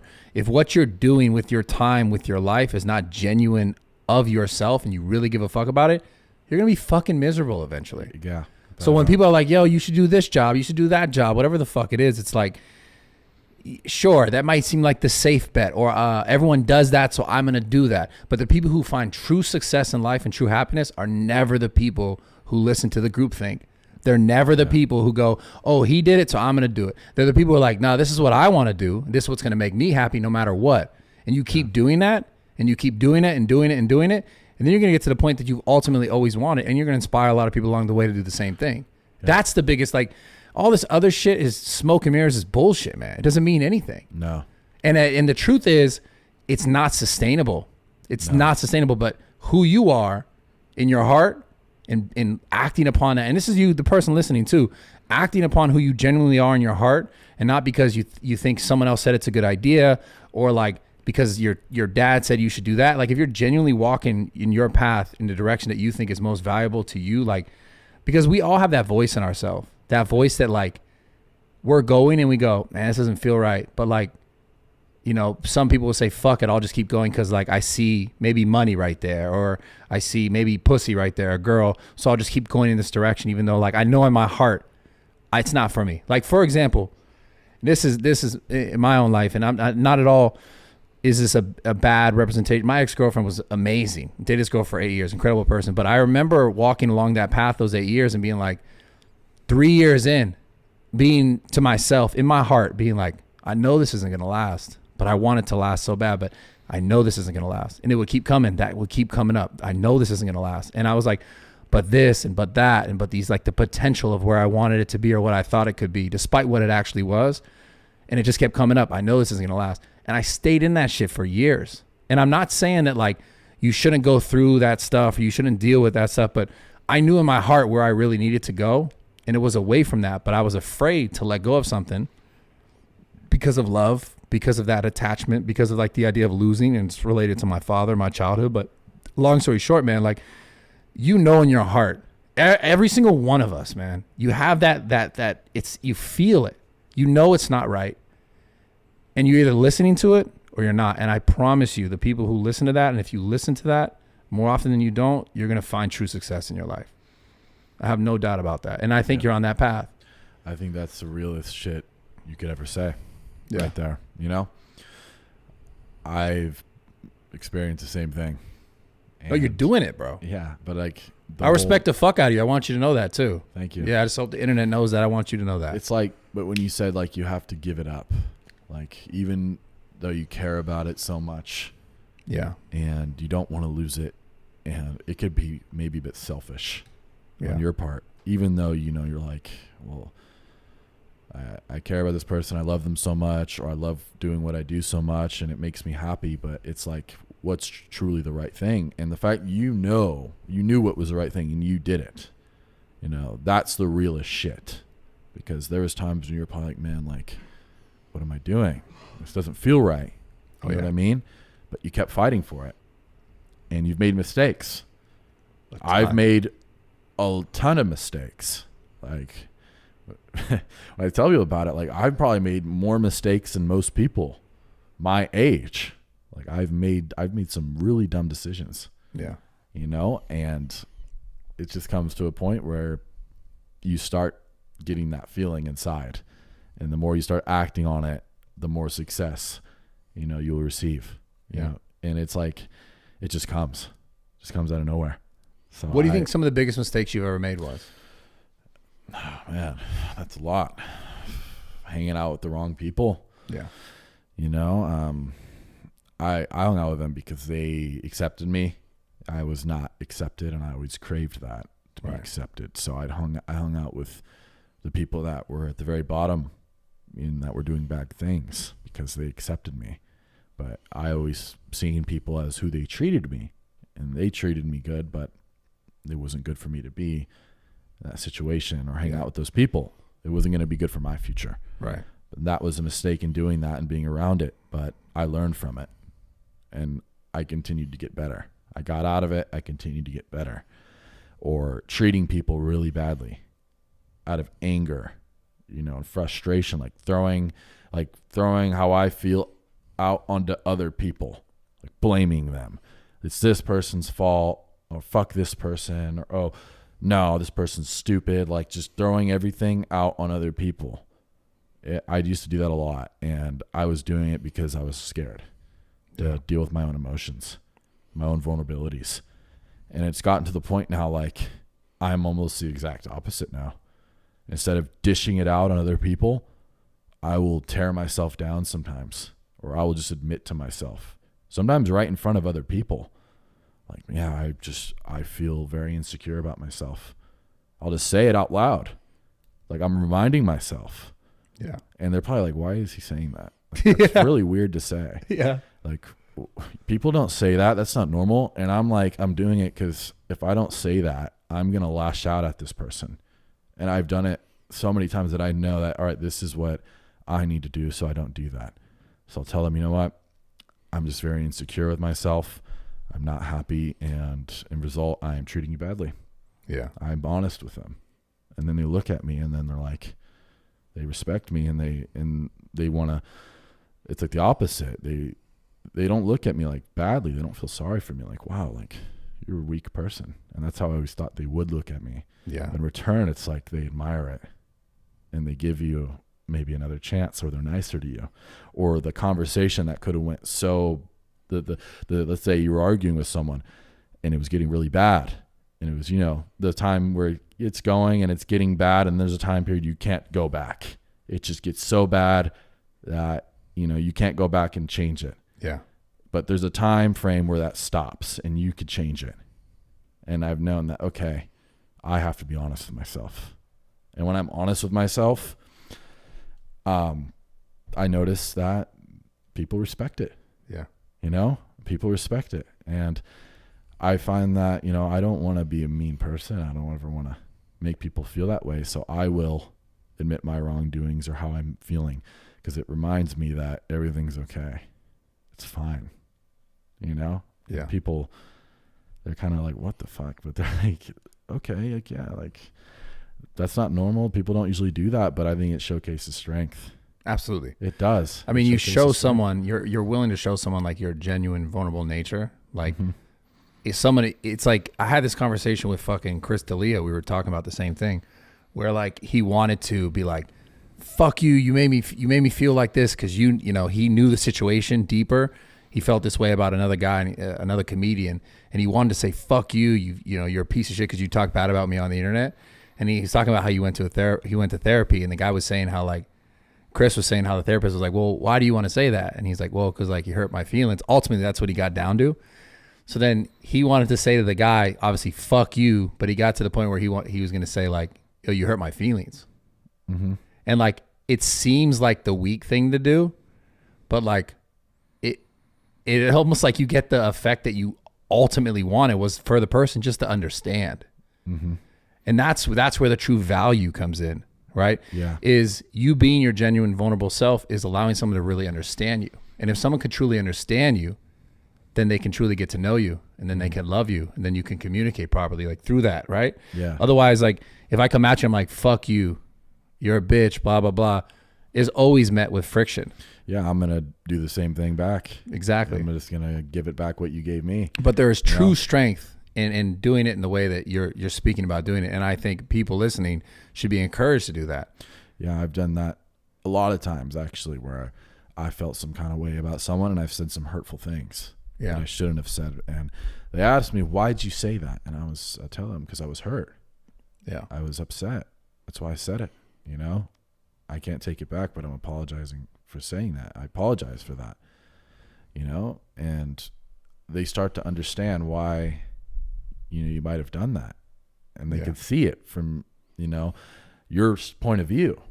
And I think if you could, you know, if people can do that, you know, that's a really great thing, especially if you can do that. You can see it from their point of view, why they're upset, you know? Yeah. So that's just something I've goes back to the listening thing we were talking about earlier. And I noticed that if I ever am angry or if anything, if I just admit how I'm feeling, especially because we get to those time periods where we're stubborn and we don't want to do it. Like, we know why we feel a certain way. It's like we're just like tricking ourselves, or we're like, no, I'm not gonna do that shit. Fuck this person. Like, people they stuff it deeper. Like, deeper. you know inside why you don't want to be honest with that person or yourself. Yeah. And I find that, okay, just me being honest with not only myself, but that person makes me feel so much better. Yeah. It makes them feel so much better too, because they understand. And people we love being able to understand each other. Yeah. That vulnerability, you know, that's the thing people lack. They don't get that in real life. So when someone's actually honest and upfront and is speaking from the heart, it's like, even if it's not a good thing, people are like, wow, like that's like, they can only respect that or admire that. And that's how I've learned over time. That's just who I am as a person. I'm not perfect. I've made tons of mistakes, you know? Yeah. People be like, well, you do this, you do that. I'm like, I have done that. You're right. But, you know, I try my best to get better and to make the right decision. Yeah. You know what I mean? That's what it's all about. That's why people like me as much as they do, because I'll tell people the bad things I've done or the things that are not good, or I'll tell you how I'm feeling, like straight up honesty. Like, I'll tell people I'm not happy or I'm upset, and they relate to that. They're like, wow, like, why is he saying all this stuff? You know, people you're raw, don't you're talk vulnerable. Like that. I'm a very vulnerable person, and growing up, I used to have a really big issue being vulnerable with people, because it was not something that was common in my family. Yeah. Like, we don't even really like hug each other a whole lot. Like, it was not common to be actual vulnerable with my family among us. So I was like, it was hard for me to be that way with other people. So I would avoid it as much as possible. Yeah. And sometimes create this person that just didn't care about anyone, was arrogant. It was like, okay, but that's not who I really was. And it's got to the point now, like, I enjoy being vulnerable. I enjoy it. Like, it's what I want. People are hearing me. Well, dude, beyond people just hearing you and like being able to understand you is like, I will tell you, everyone listening to this, being your raw, genuine, vulnerable self, like, you will find the most success in your life in every facet.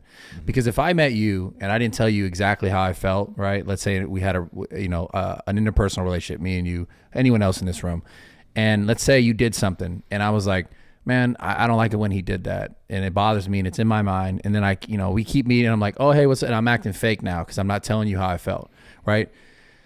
Once I feel that way, you got to let your ego down. You got to let your pride go down and say, hey, when you did this is how it made me feel. As a man, I have to tell you that, right? Yeah. But at the same time, that's how you make everything work. Like, that's how, if I wanted to have a good friendship with you, if I wasn't able to be my authentic self, what the fuck makes me think that I could have a long, good, lasting relationship or friendship with you? I can't. Exactly. Right. This goes to with girls. If we're talking about, if you're trying to have a, intimate relationship with a girl, if you're trying to have a good business partnership, etc. Like, if you're not able to tell that person the truth, how you really feel, how it makes you feel, you're not going to be able to build on anything. Because you're going to build now off of a false pretense about what someone thinks that you think about them or what they think. So now your perception and their perception is all fucking crazy. You have this perception like, oh, fuck this guy. And they think the whole time it's good. And then you're going to create this friction. And it's like, if we're trying to make something last, make something good, like, just on the most base scale, like person to person relationship, that's how it has to be. If I'm not being vulnerable with how I really feel, who I really am, how the fuck can I build anything with you? I agree. I feel like that's why we clicked as fast as we did. All right, guys, quick interruption. We got another sponsor.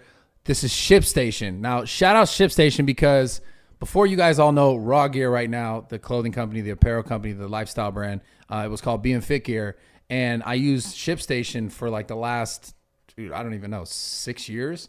And it's one of the easiest platforms to use if you're looking to ship things efficiently, seamlessly. Now, this is not for like you trying to ship like, stuff to like your homies or something. Like, this is for like e-commerce business. If you guys are interested in starting one, this is probably the easiest way to start. I encourage you guys to check it out.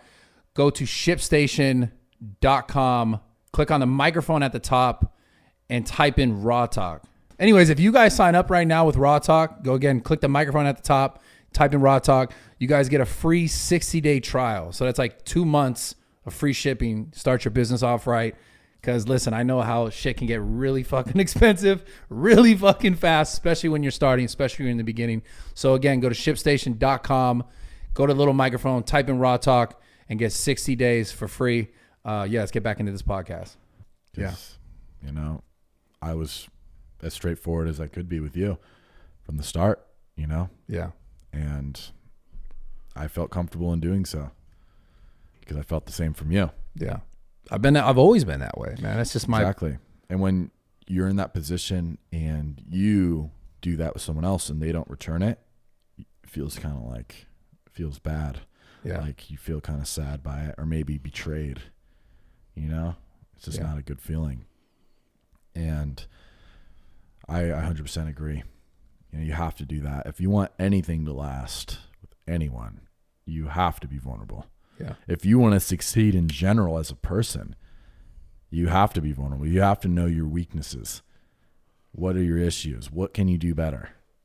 I love asking people, what can I do better? And I'll tell them just be as honest as you can be. Do you know what this symbol means? I actually don't know what it means. I'm going to explain it to you. Everything we're talking about, the idea of being like your full, genuine, vulnerable self, this is a physical, a visual representation of what I thought it took in order to do that and to be that. Okay. Yeah. So there are 4 things that I think are really important to self-development. Okay. It's going to be, I'll explain it real quickly, but I don't want to get too much into it, but basically working on your mind, And obviously, how do we work on our mind? We learn, we study, we grow, we try and see some sort of like, okay, I want to get better at this. How could I grow? How could I learn in this way? How could I take myself out of what I know now? Evolving the mind, right?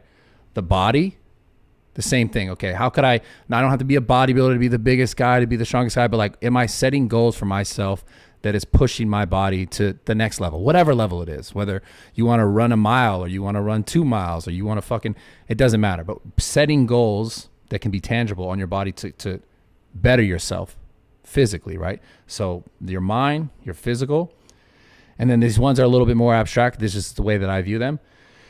Your spirit, which is, in my opinion, so looking into yourself and how you connect with other people, okay? So how do I get better at that? When you came in and I greeted you at the gym that first day, how did you feel? I felt very welcomed.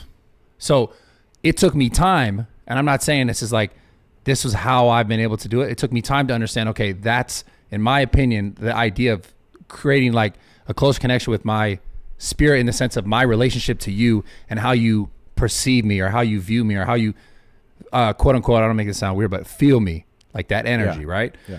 So how do we work on that? Just by practice, by knowing there's been times in my life where I'd come into a room and maybe they could definitely relate to this, but I say I come into the gym and I'm like fucking mad or I'm like worried about something else. And everyone's looking at me like, yo, is this guy fucking not good? So that's me not being open to, in my mind, what I would consider spirit, my relationship to everyone else and my connectiveness to them, right? Yeah. And then the last one is soul, working on your soul, which in my opinion is your true purpose, who you really are at your core and what you really care about. And so how do I get better at that? Because this whole thing is about self-betterment, right? Yeah. These are the things that I think someone can focus on, and understandably so that you can't be better at all of them at the same time. But try to identify self-inventory of yourself. Like, okay, where am I lacking in like my genuine purpose? Like, do I know which direction I'm going in? Or where am I lacking in my spirit in the sense of being able to connect with other people? Or where am I lacking myself physically? Like, am I setting new goals? Like, realistically, over the last few months, I would have been like 4 or 5 months since I've been dieting. 6 months I've been dieting. I had wandered for so long in this space in the fitness industry where I was like, just getting by, like physically. I wasn't like, oh, I'm not trying to get stronger. I'm not trying to get big. I was just like getting by. And I was like, fuck that. I want to diet. I want to get leaner. I want to set this goal. So I'm not saying I'm perfect at all these things. I'm just saying these 4 things all represent the embodiment of like what I viewed at one time about being better, a better human being. Okay. Yeah. Now I want to make this known to everyone listening. If you guys are like, okay, what's Rawgear, et cetera. Right. So originally this was my logo because it was just the thing that I felt was important, right? Yes. And then over time, when people came to me and they talked to me at expos or in person, they would share, yo, the content that you made, when you talked about this or when you talked about your father, about your life or the things you went through, your trials, your errors, all that stuff, and you shared it with me, you helped me become a better person. I didn't kill myself because I watched this. Yeah. So what I was realizing was the genuine nature of who I was as a person, like on the internet, and trying to be like my genuine self and saying, hey, this is what I went through. This is what I learned. This point in my life sucked. And this is what I learned. And this is what I know. Take it for what it is, was the reason why I was having success. Similar to what we're talking about with you, right? Yeah. So the reason why I switched the brand when I originally was like being Fit Gear, which was, I did that for years. It was me just selling stuff that I liked. I realized, okay, if I'm going to involve more people into this brand, such as yourself, it needed to be able to relate to why it had success, why I had success, because it evolved to that point. Where it evolved to the point where I was like, oh shit, people give a fuck about this more than they care about the fact that I was lifting girls or whatever the fuck. Yeah. So the idea of being raw, genuine self, that's deeply embedded into this brand. Yeah. And I'm really, really happy that you're a part of it, because you are like you're a fucking spearhead in that direction. That makes me really happy. Yeah. Sometimes I wouldn't even notice that. I just would think, okay, people like me because of my character, or they like me because maybe my looks or whatever. But, you know, as I've always learned over time, that's why people truly, you know, appreciate me, is because I've always been very vulnerable. And, you know, I've told people about my troubles and past experiences. All this other shit doesn't last, man. That's what we're talking about. It just doesn't. And people see more to it than just the superficial, bullshit. Yeah.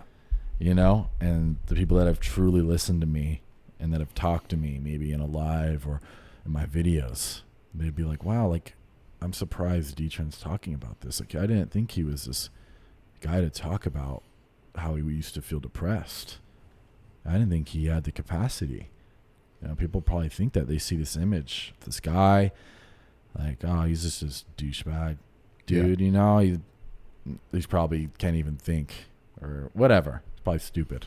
Yeah. And I've been called that my entire life. People would always say he's stupid, he's weird, whatever. And I was just like, well, whatever, it is what it is. But the fact I could make people see that, some people see that, is an amazing thing, that I can motivate them. And they've said the same thing they've said to you, like, you made me, like, me watching your content has made me continue to keep going. Yeah. Like, I wanted to end my life, but seeing your content has made me keep going. It's a beautiful thing. I think most people in the fitness industry right now, especially if you like Young LA, if you don't like Young LA, if you like Rawgear, you don't like Rawgear, I think it's good to understand, what's the purpose of the brand. And I don't think many people understand that. Yeah. With Rawgear. They just think Rawgear, it's a dumb brand, it's stupid. People don't like it. I guess I shouldn't like it either. That's what they think. And it's like, I think when people can realize the meaning behind it and why you're doing it, I think that will open up their mind. Like, wow, like, I didn't know that. Like, I had no clue that was really how it was. And it changes so many people's opinions. And, that's an amazing thing to be able to do, because I didn't even know that myself. And I feel like I've talked about this. I don't know, if maybe not in enough detail. No, you're just so surprised. Like, man, like, I thought people would know. Yeah. People know, but it just shows you could change someone's perception every day. Yeah. It changed mine. And now that perfectly aligns with why I felt it was right for me to join Rawgear. Yeah. Because talking to you, it was like a no-brainer. Like, no money involved. Like, I didn't care. Yeah. I just wanted to feel, valued. I wanted to feel accepted. I wanted to feel good. Yeah. I wanted someone to be there for me. People to be there for me, to support me. Real, like raw, like real shit. Yeah. Not superficial bullshit. Like someone there to help me progress, to help me, achieve my goals. Yeah. Together. That's what I wanted. And I didn't think I was ever going to find that, but I perfectly aligns. And I don't know how it did or why it did. If you would have asked me 3 months ago, this is where you're going to be. You're going to be with, Rawgear. You're going to be hanging out with Bradley Martyn, doing a podcast with him, and you guys are going to get along very well. I'd be like, what the fuck are you talking about? Yeah. Like, I'm with Young LA. Like, why would I do that? And now it's like, I've really done it, and it just opened up my fucking mind. Yeah. Like, and I feel so happy about it. Like, it took a huge weight off my shoulder. Yeah. Just being here right now. I'm fucking grateful to have you, man. Like, it makes me so happy. Like, I can't really tell you. Like, words cannot explain. Like, I was feeling anxious for a long time, and I felt like pressured. You know what I mean? And I didn't feel good. And I have no regrets.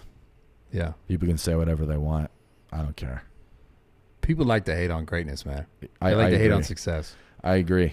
And it shows.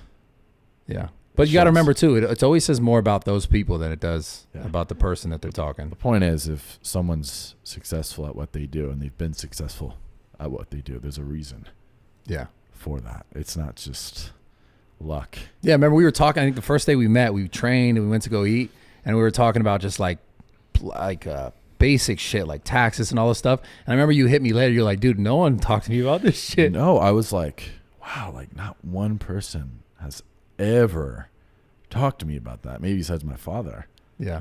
Like, no one has actually given me advice on how to navigate this shit. Yeah. Nobody. It's never like, that's like something you think is very basic. Yeah. Or it's like I had no fucking clue with a few other things. Yeah. Like, wow, you were surprised I didn't have something. Yeah. You don't have that. Really? Like, you were so fucking surprised. And I'm like, what do you mean? Like, Like other people were surprised too. I'm like, why? What do you mean? They're like, bro, like you should have that. And I'm like, I guess I should. I opened my eyes. I'm like, yeah, I guess I should. You know, it's like, that's not what people never taught me that. Yeah. I was just thrown into it. And I guess the fact that the people that do teach you those kind of things, though, that's what really matters. Yeah. That shows that they want to better you. They're not just using you. Yeah. Or you're just a character for their success. Yeah. You're actually, they actually want to uplift you and see you succeed. And I haven't had a lot of that in my life. Yeah. Well, he's here, man. Okay, so check this out. Wait, actually, before we get into the audience questions, we do audience questions at the end of every episode. Do you have any questions for me? I'm going to start doing this at the end of the podcast, by the way. Because I always ask so many questions. I have to really think. I'm Bradley Martin. Let me ask you a question. This is going to be improvised. Yeah, whatever. It's all good. What? All right. So, just, by the way, everything's improvised that I do. I just make this shit up. I improvise too, so I'm really thinking here. At your lowest points, like what made you keep going? Like when you felt like you were going to lose it? Like was there ever times you felt like you were going to lose it? Like this is it. Like I don't know what to do anymore. Like you wanted to give up. Like what made you not do that? Like what made you keep going? Because I've been there. Like these emotions are eating at you. My dad. Your dad. Yeah. And why? Like why? What about that? Like why did it make you want to keep going? Fucking motherfuckers, man. Always at the end of the episodes. So it was related to the idea of not being good enough. And I wanted to prove otherwise, basically. Why does this shit always happen, bro? I wanted to prove that I was good enough. So even when I felt my lowest, I was always like, would he want to see me quit? Would he want to see me fail? Mm-hmm. And I'm good enough to not fail. Like, despite the fact that you took yourself out of my life when he decided to.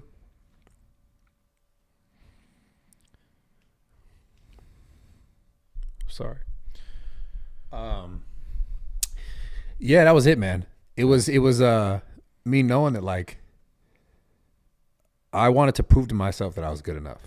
And I wanted to keep going, huh? Yeah. No matter what, you just said, I'm going to keep going. And the same thing with my training. Like that was, dude, I was like, I remember so crazy when I was training. It was like the thought in my mind was like, I'm fucking good enough. And I'm going to prove to everybody that I'm good enough. Yeah. Not just to my father, but to everyone. Everyone. And then there was other points along my life where people made me feel not good enough, not accepted. And I was like, you know what? Fuck this. I'm going to show people that I'm good enough and that I can be great, that I can be accepted. And I just like, I don't know. I always let that drive me. That was always the thing that drove me. Genuinely, man. Yeah, that's pretty much why I've been doing what I've been doing as well. You know, because I talked about it. I got outcasted pretty much my entire life. You know, everyone always pushed me away, shoved me away. You're not good enough. I've had everyone tell me, you'll never amount to anything. You're stupid. You're weird. You'll never be anything great in this world. Like, that's how they treat me. They just, yeah. Dawson doing this? Are you kidding me? No, he's a loser. He'll never achieve that. Or he's stupid. Why would you like him? He's stupid. And I'd hear that all the time. And I would observe it and I would just hear it. I wouldn't say anything about it. I wouldn't fight it.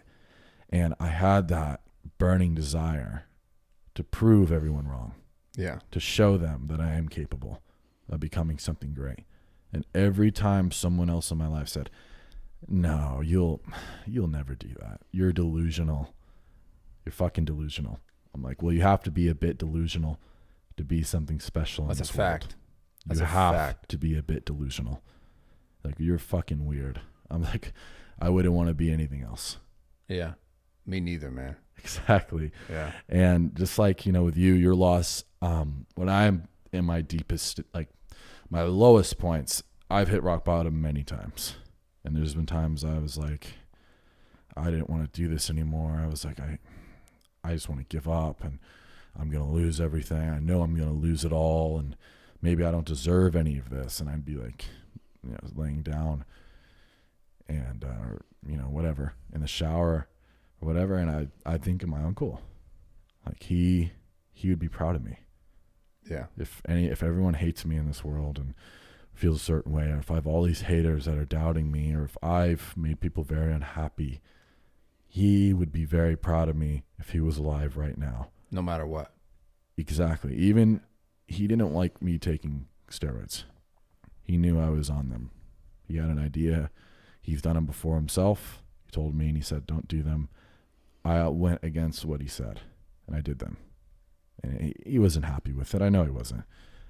But I know for a fact if he's seen where I'm at right now and the man I'm becoming, because I still have a lot to learn. I'm still very young. Yeah. He'd be very proud of me. And I think about that. I think like, man, he probably believes in me and he's probably very happy. So even if everyone else didn't believe in me and gave up on me and said, no, I'm done with you, I know he'd still believe in me and he'd still be very happy. If I have no one in this world, I remember when I had him. Yeah. At his lowest points. And so when I'm at my lowest points, I think of him, and I get over it, and I get a bit happier about why I'm doing these things, and you know, and it uplifts me, and I keep going. Yeah. I'm proud of you, man, and I believe in you. Thank you. For sure. Thank you. And you know, I feel like everyone should have someone like that, but for me, it's always been him. I don't tell people that. Most people don't know much about that, but he's someone I think about because he was there for me when I needed someone and I was there for him. Yeah. So he will always be there for me. Hell yeah. I love it, man. It's special. Yeah. Shit makes sense. I directly relate to it. So it makes sense why you have what you have and then you're on the path that you're on. Yeah. And I would be like, would he want me just to give it up and throw it all away? No. No, of course not. No He'd way. say, keep going. Like, even if everyone hates you, you keep going. Yeah. And Hell that's what I'm doing. If everyone loves you, you don't get complacent. You keep going. You keep getting better. He would always critique me. There was always something I could do better. And I appreciated that. It wasn't in a negative way. Yeah. He was doing it from a place of heart. I think it's important, man. Yeah. I feel every one on my team, I mean, including myself, I think I try and I think they try to push themselves to be better. Genuinely. And you'll meet more of them as you spend more time around here. I know sometimes I come across a little brash. Yeah. And they can relate to that. But I think that they know, and I know in my heart, like my genuine nature is like, I want good for everyone. And I want good for the people who are here. I want good for you. I want good for him. I mean, you just want people to be better. And I've always been the person that was like more, I don't know, maybe I'm a little brash because I was always really appreciative of really any sort of love I can get. Cause I wasn't really, you know, I don't want to get emotional, but, point is, fuck.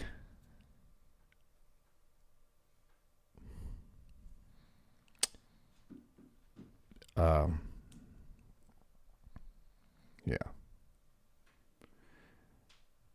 I guess I'll just say that,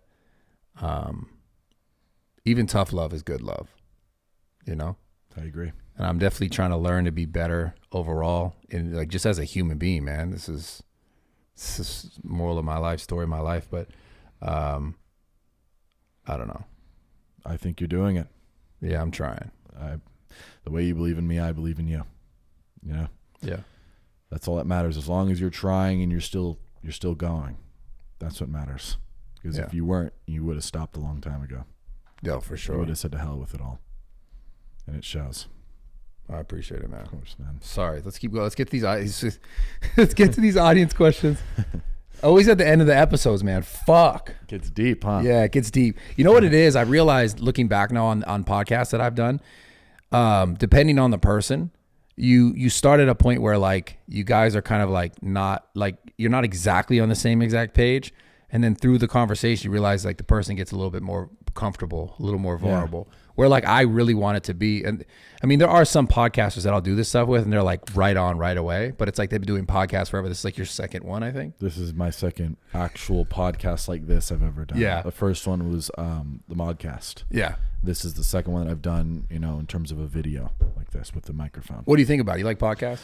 I love them. Yeah, it's my favorite shit, dude. I love sharing my experiences, and I love talking and my insights, and it's probably the favorite thing that I love about doing what I do is because I could share with people and interact with them and talk to them. Yeah. Like I genuinely love sharing what I've learned and my ideas. I think it matters the most too, to be honest. Because it's like I get to share what I've learned over life. You know, I get to with you. You know, I get to share it. Yeah. You know, and And with everyone listening, it's fucking dope. It is. I love it. I could go on forever with these things. Like everyone's like, "Oh, do a podcast." I'm like, "Yeah," like I'm so excited, you know. But before I do, like, I'm a bit nervous. Like, fuck, like I'm gonna be talking. What are people gonna think about me? You know, like, oh man, it doesn't matter. Yeah. You know what matters is that I'm sharing my life and my ideas, and that's what people really care about, because that's how people truly get to know who you are as a person. Yeah. You know, what are you doing this for? Yeah. Why are you doing this? That's what matters. Who do you want to be? You know? And you encourage someone else to be, like we were talking about earlier, to be like their vulnerable self, to figure out who they want to be and make their life better, period. Yeah. So watching you do it is what allows someone, and watching me do it and everyone else that people are watching on the internet, it's like we have this responsibility to try to be our best selves and be able to be vulnerable, because we just encourage other people to do the same thing. And ultimately that's what's going to benefit them the most in their life. Exactly. That's why I felt like there needed to be a change regarding the industry. And I'm not saying I'm changing it, but what I'm saying is I felt like there needed to be a change in the sense that, you know, there needs to be more, you know, genuine shit going on. Because if there's none of that and there's just negativity and materialism, you know, people are going to be taught the wrong things. They're going to be influenced by greed, by money, by ego, by selfishness, by hate. And that's never a good thing. And, you know, the people that watch this stuff the most are usually the younger population. Yeah. Because they're willing to learn. They want to learn. They want to be influenced. They want someone they could relate to and live through. And if you're teaching them the wrong things and, you know, you don't care, and you're just teaching them the wrong things, that's not good. You know, it's not a good thing, because they're going to be the exact same way. And then they're going to teach, if they get to where they want to be in terms of fame, then they might teach the people that look up to them the same negative bullshit. Yeah. And that's not something honestly, I want to do. That's not something I want to do personally. Yeah. I don't want to do that. I want to give people the best advice I can possible that someone else gave to me. You know, regardless of what I've done, I always tell people, don't do what I do. People always say, D Tren, I want to be just like you. People say that. Yeah. I say, don't. Be better. Yeah.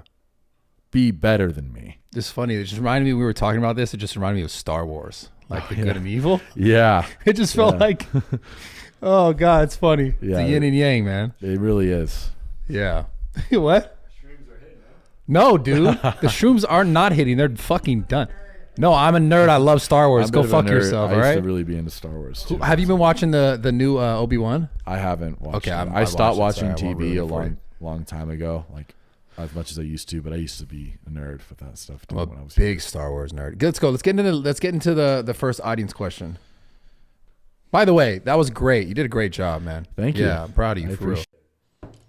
So if you guys want to submit your questions, go to askrawtalk@gmail.com. Let's go. And the first question says, I'm a 19-year-old, and probably from the time I was 16 to 18, I was the biggest fuckboy in the world, playing with girls, leading them on, etc. And now I've grown to be a better person, and I've become friends with one of the girls I have done wrong in the past. We seem to vibe pretty fluidly, but at the end of the day, she has a hard time letting her guard down for me. Is there any advice you can give on this? I've been transparent about everything and have been true to myself and apologized for what I have done in the past. But I really feel like I fucked this up in the past and want to fix this relationship. All right, I got this. Okay, I'll answer this. I'll let you answer as well, obviously. Here's the deal. You didn't fuck it up forever. You fucked it up right now, okay? Because if you did that, like you said, you were a fuckboy, blah, blah, blah. She's definitely built up some walls around, you know, the idea of you guys being in a relationship. You need to give it some time, whether you need to step back completely. I don't know how the relationship is, but beyond that, it's going to come down to communication. How well are you able to communicate with this girl? I have no idea, right? But are you willing to be like, you know, very communicative about what you're doing? Because at some point, if you wanted to make it work, you're going to have to kind of climb back into her graces as far as trust goes, right? It may make the most sense for you to just like chill back and let her learn at her own rate. Because at the same time, if you try to like, yo, look at me, I'm good now. Look at me, I'm good now. It's like, it sometimes cannot be that person's time to allow you to be that person for them. You know what I'm saying? So I agree. To the person who's asking this question, like my best advice is like, not necessarily like completely disconnect from it, but give it a little space and like give her a little bit of time to move past it. Because even though you might want to move past it right now, she's not ready for it. And you got to let someone learn at their own pace and in their own way. So I agree as well. Also be as honest as you can be, you know, with her. Let her know what you truly want. And if she's someone you want in your life, you let her know that. And regardless of how she feels, you have to let her know that that's what you want, in all honesty. yeah. And if she believes that, like, okay, he really wants me, you know, to be in his life and he's willing to change, and you show that by your actions, not your words. This is very important. Then I, with 100%, without a doubt, know that she can trust and be willing to be more vulnerable and love you. If, you know, if she is willing to be with you now and fight through it, she's doing that for a reason, because she believes in you. But you need to show that. And if you have been and it's just not working, then, you know, you need to ask her. You need to actually communicate. And if she doesn't want this, then you just have to let it go. But if she tells you, yes, I want this, I'm just not where I want to be trust-wise with you, well, you have to show her by your actions that she can trust you. Yeah. That is the best thing you can do, you know? And you have to be honest with yourself. Are you really doing everything you can? Are you really doing the right things? Are you learning from your past mistakes, or are you just making excuses? And at the same time, too, I think it's really important to say, are you doing it because you genuinely want to, or is it because your ego? You got to be honest with yourself, because maybe like somewhere in there, you're doing it just because now you don't want to lose her, because you developed something with her that's a little bit deeper. And are you doing it because you don't want to lose her, or because like you genuinely want her in your life? So there's a little bit of a catch-22 that you got to be honest with yourself. 100%, because if you're just doing that because you don't want to lose her, then you never will truly change, and you'll kind of just be like dragging her along. Yeah, which is unhealthy for both people. It's gonna mess with her in the long run, and you straight up. It will you too, but she, you know, you're just stringing her along, which is fucked up. It's messed up. It's selfish. So, you know, you gotta ask yourself that question as well. Yeah, and I think once you should know that answer. For sure, you know that answer, and you know it's that the right answer without a doubt. Your actions will show that it is. Yeah, and it all goes back to the same thing. If it doesn't work, well then, you know, it is what it is. That's life. Sometimes not everything works out. Yeah, it's true. No matter how hard you try, sometimes you will fail. It's all right to fail. You know, there's no issue. We fail all the time. Yeah. You just have to accept that you failed. And some people can't accept that. And keep moving. They just, I can change. Or I could get her back. Sometimes it is too late. I did it for 6 years. And Shit. It was too late. Sometimes you just need to let it go. Yeah. It's better for you and her. But you will know that. You will feel it in your heart if that's the case. Yeah. And so will she. For sure. Okay, go ahead. Anyways, this person says, as a senior in high school and about to graduate, I just want to know, how do you go about finding like-minded people? Any advice on finding people that motivate you and push you while sharing the same interests? Well, I'll let you answer that one. I would say it's very challenging to find like-minded people, you know, but I feel as over time, if you continue to do what you love and you surround yourself with what you love, that like-minded people you'll just come across them. Yeah. You know? So it's not usually from searching. Like, okay, where's this like-minded person? Let me go find them. Usually it's just a result of you two crossing paths. Yeah. Like it has to be natural. Like, honestly, I couldn't say anything different. That's the fact. Yeah, That's that's what I've noticed because I've felt the same. Like I always wished, man, why can't I find someone that was like me? I've been in the same exact like boat, but what I figured is that, you know, what matters is I got to continue doing what I love and surround myself with what I love, my hobbies, my passions, whatever that is, whatever yours are. And typically you'll find like-minded people, Yeah. you know, It's a fact. You just got to get out there and you got to do it. Yeah. That's the best way. You can't just wish about it or, man, I just wish I could do that. I wish I could find them. You just got to go out there and live, you know, and then eventually you'll come across them. Yeah. I honestly can't answer that any better. He crushed that. Okay. Give us the next one. He did. That was Wow. it. Yeah. That's exactly what I'd say.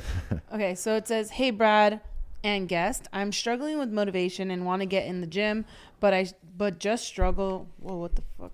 Sorry. I'm struggling with motivation and I want to get in the gym, but just struggling to get and keep the motivation. How can I change my mindset and lifestyle to retrain my brain to become successful throughout all aspects of my life, especially weight loss?" Okay. So first and foremost, weight loss is very important to this person. I could tell just by the way he framed this question. Make that your focus. And at the same time, remember the most important thing for any goal, literally any goal, it doesn't matter at all, is why is it important to you? So you have to ask yourself, not just because you want to lose weight, right? Because this is your goal we're talking about right now is you want to lose weight. You ask yourself, why is it important for you to lose weight? There's going to be an answer there. You're going to get deeper and deeper where there's going to be an answer that you're kind of uncomfortable with, like admitting to yourself. Admit it to yourself. And then when you talk about getting like unmotivated, you have to remind yourself that moment, like that thing, that whatever that phrase is that like can ring in your head why you're doing it, right? Because it's very easy to say, oh, fuck this, I'll do this, whatever, I'll do this. If you're like, you're living on the surface of things. If I'm on the surface of like, yo, I want to get jacked. It's like, okay, cool. And then you think, okay, why do I want to get jacked? Okay, why did I want to build muscle? I'll just answer this honestly. I'll talk to you guys genuinely right now.